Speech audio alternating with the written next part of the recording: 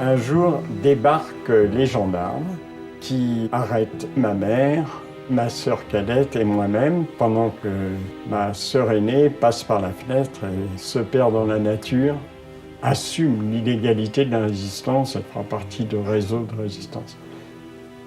Nous arrivons dans un camp de regroupement gardé par la gendarmerie française à 15 km de Vichy. Et là, vu que ma mère avait vécu dans la résistance en Allemagne de 1933 à 1937, elle savait tout.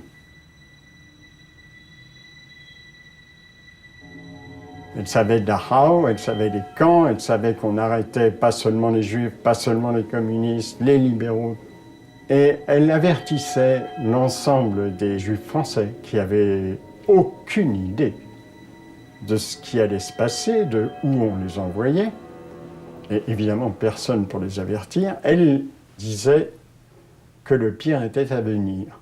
Et les gendarmes ont compris que si ma mère continuait, eh bien, on risquait des émeutes ou on risquait au minimum des désobéissances gênantes pour l'ordre.